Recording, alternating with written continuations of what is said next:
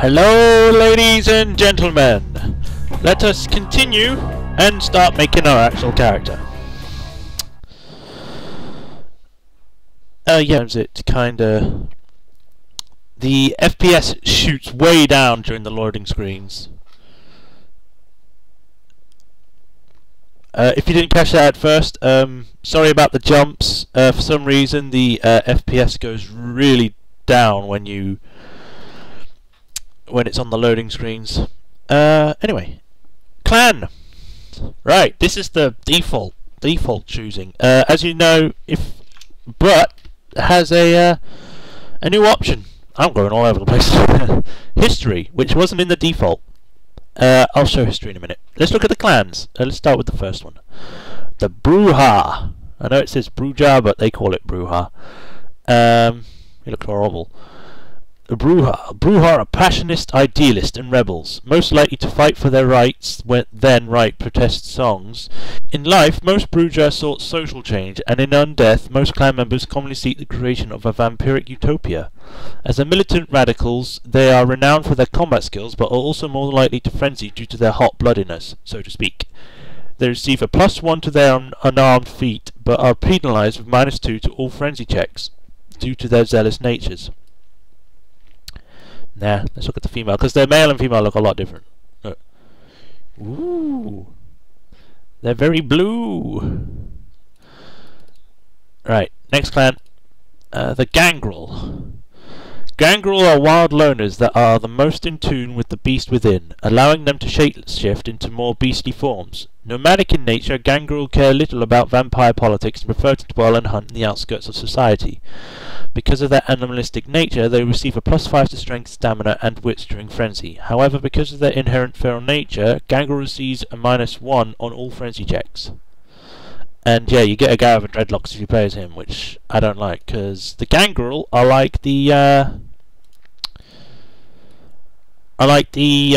werewolf type class. They're still vampires, but they have the ability to become a wolf or have wolf-like attacks and stuff, which I like because I prefer werewolves to vampires because they're awesome. This is Malkavian, you know. Malkavians are known as lunatics. We was in the previous year. You know what Malkavians are. You seen the male? He has like no shirt on and stands like he has something wrong with his back. Oh, and he has like a nipple ring. What's the female one look like? Like that. And normal person, which is a bit weird. Except, of course, she's got like white makeup on or something. And she's got her hair in a stupid outfit. And whee! Look at it go! Anyway. Put gender back to male. Next is Nosferatu. Whoa. Ugly son of a gun, isn't he?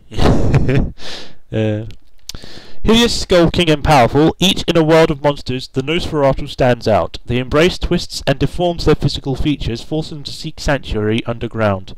Nosferatus are masters of the shadow. Due to their curse, Nosferatu have a seduction of 0 and can never raise it higher, and they hide their existence from common humans. Having shared the darkness of vermin for so long, vampires of Clan Nosferatu are able to draw extra nourishment from rats. Yeah, these are basically like the, Nosferatu. It's basically like the film, the really, really old film from like, what was it, the 60s? It was black and white, it didn't have any sound whatsoever. They basically look very creepy. And the female one basically looks exactly the same. Just with trousers on and no hair.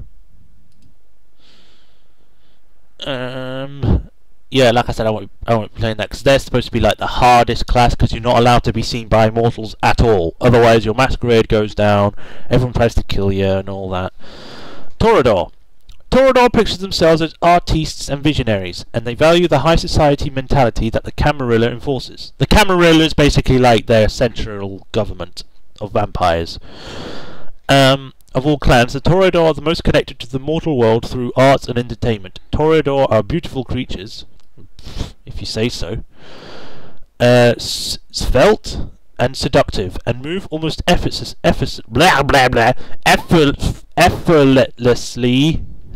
I can't speak. Through the society of the living, the Toreador empathy is both a gift and a burden.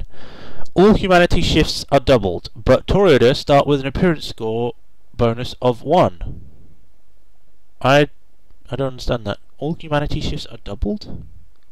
No, whatever. What's the female one look like? Oh, it's like... bless me. Sorry about that. Oh, God. So basically the Toreadors are like the chavs. From what I can tell, anyway. They're like, hey, look at me, man, I'm so cool. It's like, no, you're not. The Tremere. Oh, God. Blood sorcerers are born from mystic rituals and diablerie. The Tremere are the least trusted of the Camarilla clans. The ritual the Tremere use to transform from living mages into undying monsters strip them of their magic arts. To compensate, the vampires of the clan Tremere developed thaumaturgy, the powerful discipline of blood magic. Ooh. The clan guards its secrets jealously and are the only kindred to wield the powerful discipline. The pursuit of arcane knowledge comes before all else, and the reliance upon it has weakened the bloodline. Tremere can raise no physical attribute above 4 points. Oh God. The first one kinda looks cool, and now the second one looks like she's from the Matrix, but the emo version. Or the goth version. Or, I don't know, the dead version. Right, next one. The Ventru. Truly the upper echelons of society, the Ventru are seen as the honourable and virtuous leaders of the Camarilla. They wholeheartedly support the Masquerade, influencing the mortal and undead worlds to keep them and then maintain the Masquerade, as well as garner support for themselves. Clan Ventru is an exclusive and powerful gathering of immortals, and even the lowliest initiate of Clan Ventru can expect special treatment in kindred society.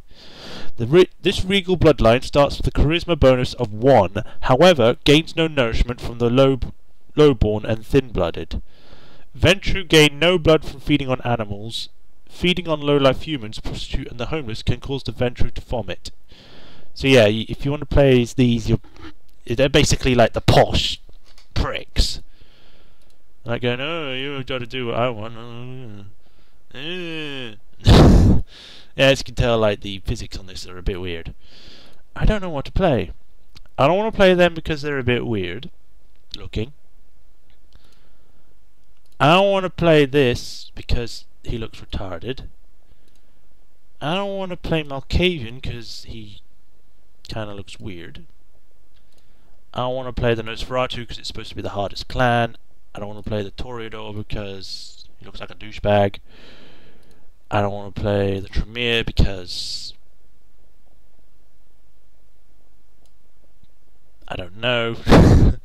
I think maybe because he can't get his physical up to past 4. But I don't know. I mean, will I be using that much? And I don't want to play as the Ventru because they're posh douchebags. I know I'm going to play male for you guys, you know, unless you want me to play female. I don't know. Let's do, I guess we'll do the Tremere. I mean, he doesn't look as much as a douchebag as the other ones, and looks pretty cool, I guess. And he's like a mage. I don't really play mages. I usually, if it's a game with if it's a game, a fantasy game, I'd usually play as a guy who has a big massive sword, because I would in real life. But mage, I won't probably be using guns anyway, because the weapons in this aren't really that, well, they're alright. So yeah, we're going to do a Tremere male. Gonna stick with it, man. We're gonna see what happens. Right? Well, we've only got like 40 seconds left, so I shall see you in the next video where we'll be actually finally finishing off the character creation. Sorry about this, guys. It's just kinda, for me, it's kinda hard to choose what to play as, because I want to have something that I'll enjoy and you'll enjoy, and hopefully you'll enjoy this guy. So I shall see you in the next video. See ya.